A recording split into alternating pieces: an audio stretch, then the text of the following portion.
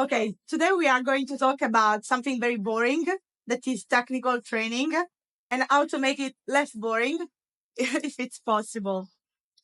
So I want to start with a very quick question for you. I want you to raise your hands if you've ever completed a technical course reading a PDF manual or any written form of text, very long, very complex.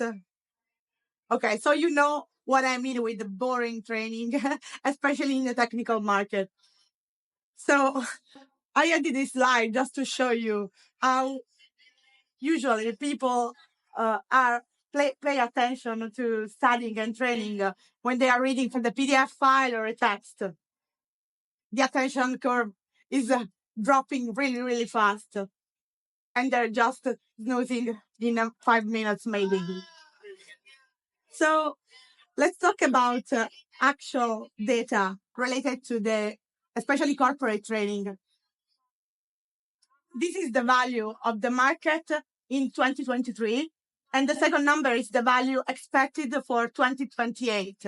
So you can say that this is a very big market and we need to pay attention to how to spend our money on.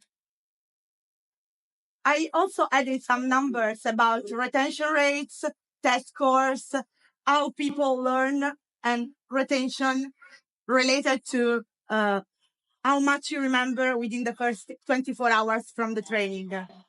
I don't want to read these numbers to you because I don't think they're really interesting, but it's just to show you that there are many and many examples on how passive learning is less effective than a very engaging learning for people. And also this number, I think, is very important and is how people like to learn. And on-the-job experience is on the top of the list for everyone, especially in technical jobs. So we can say for sure that we have an issue. You know that when we are learning only using traditional training, we have a number of problems relating to interactivity. There's no interactivity at all. So no engagement. Also, there is a big problem related to personalization. There is no personalization at all. I have this PDF file. I have to read it. And despite any kind of problem that I have with it, that's the only source of knowledge that I get. Another problem is that then I have to take that knowledge and put it into practice when I go to work. And I have no idea how to do that. Last, I already talked about it, is the low attention rate and the lowest retention rate that we have with this kind of training. So what's the solution to that? The solution is to take that boring PDF files and to turn it into something interactive and more engaging for people that they can actually like to learn from. Thanks to e-learning, of course, we are Quiddis and we are an e-learning company. So we talk about digital training and now we can use all the digital knowledge and solutions that we have today to create the best interactive training also for the technical market. What we have is a number of solutions that you can apply to make it more interesting, more engaging, and also more effective. The first one is gamification. Then we have scenario-based learning, where we can really put into practice what we have learned on a very theoretical base. We also have interactive quizzes or any kind of situation when the students actually have to interact with the content and feel involved in the training process.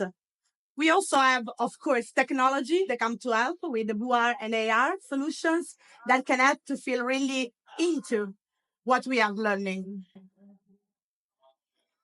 And now it comes the best part.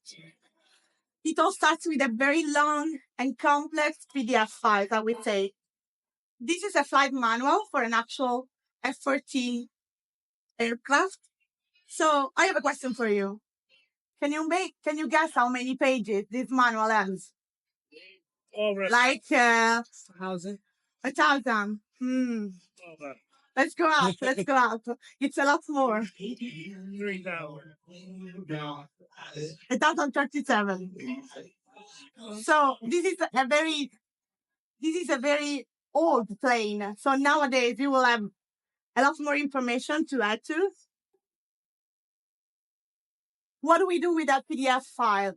We transform it into a storyboard that is just the description, of course, of an interactive lesson when we add lots of situations when the students have to take the knowledge and put it into practice. In this situation, it's very important to involve instructional designers that have to work together with the technical staff of the company. Because of course, the company has the knowledge, all the technical staff has the knowledge, and they are the best person to tell me what I have to put inside my course. But they're not able to understand what's the best way to deliver that content, how they can create engagement and make it really effective. So instructional designers come and save our life all the time. So from the PDF file, we have the storyboard that is the description of the lesson. And finally, we have the actual lesson. I just had here an example. It's a very short 2 minutes model of one of our lessons. This is part of the 5 mile I showed before. And this is a specific procedure related to the battery system. I don't remember. But the point is that in the manual, I have a description, so a list of actions that I have to do to perform this specific procedure. Can you imagine someone reading a list, reading many lists actually related to different procedures, and then actually remembering what they have read after maybe 2 days or maybe 2 weeks, 2 months? It's almost impossible. What we have done here is that we have translated that PDF file into an interactive lesson when the students, I'm not telling you what this 24 means. I'm letting you explore it, going through the manual. So the manual is still there because of course it's the knowledge base for all the content that we are creating. But then I can use that information to actually perform the procedure. I will just go really quick to the middle of the lesson to show. So now I'm in the actual system and you can see there are cables that I'm disconnecting and now I will actually change the battery. Of course, this is a recording of a screen. So there's no one doing it at the moment. But can you imagine a student actually disconnecting the cable, actually exchanging the batteries and remembering that that 24 number means something and it's related to a specific procedure. So that's the way we transform a simple PDF, a simple list into something interactive that will stay in the mind of our students and will stay also for a very long time. Because that's also the point. We don't want the training to stop when we end our training. We want the training to be available also the day after or the week after, the month after. In this way, I'm creating something that is composed by very small pieces of content and I can access them when I need them in any way, just from my PC, from my computer, when I need it. So we already said that, but very quickly, which benefits can a company have by choosing this kind of training for their technical people? Woo, a number of them. Of course, we have something related to retention, as I said, because it's proven that active learning is much more effective than passive learning. So when I do something, I remember it better. It's also more engaging because I feel involved in the training process. So it's not something that you're making me do it, but it's something that I'm involved in doing and I like it more. So I'm more prone to remember it. It's also very cost effective because when you think about it, we spend a lot of time training people and then they don't remember anything. That time is money just going to waste. In this way, you spend your money to build something that become an asset to your company that you can use to train your employees, you can use to train your clients if you're selling something, and you can reuse in time. So it's very long lasting because of course something like this will stay with you for a very long time. It's based on a very simple technology. So it's a SCORM format in this case. So it's something that you can use in whichever LMS platform you're buying from all the expo exhibitor here. And of course, it's also based on microlearning. So it's very easy to update or to create a different version of it because maybe you have the same machinery or the same system with very small changes from clients to clients or for an environment to another. In this way, you create the content, then you create a copy of it and just change the small bytes that need to be different for a specific procedure or a specific model. So you are not wasting your money. You're doing something that is long lasting, cost effective, and also more effective for the actual training and more likely for people to understand and remember what they're doing. Not doing.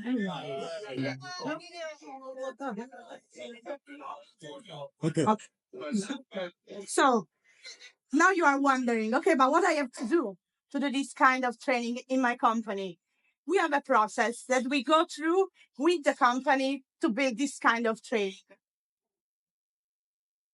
The first step is the need analysis. So what's the need in your company? Who do you have to train? What kind of system do you have to train it about? Who's your target? What they like?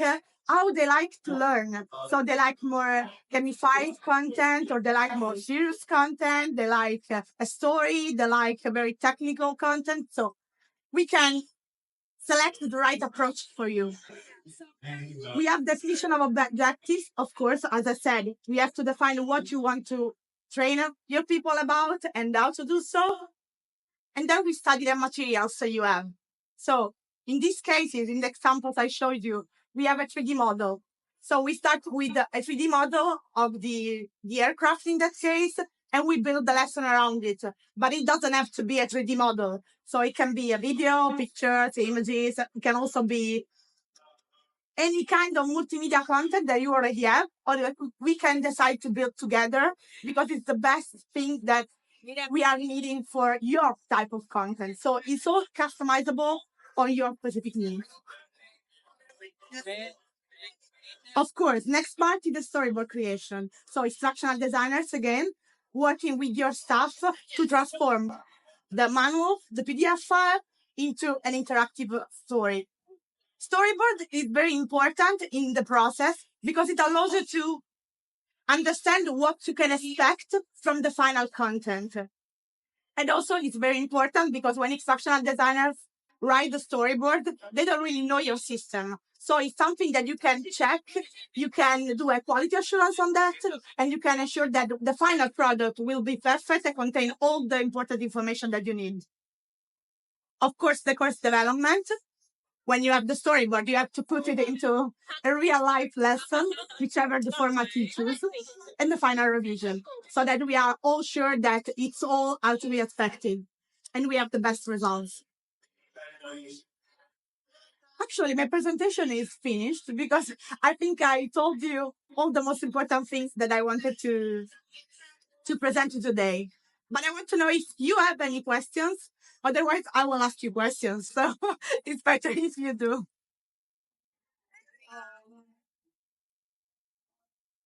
Okay? The questions I want to ask is, for example, if you work in a technical organization, do you think that this kind of content would be suitable for your organization? And if not, why people wouldn't want to use this? Is a money problem? Is a time problem? Is a mind problem? I mean, people are not used to this kind of content and maybe you're afraid that they won't use it. They won't like to use it. And so at the end, it will be like something that is not worth trying. But most importantly, when you think about training in your company in like 5, 10 years from now, what do you see?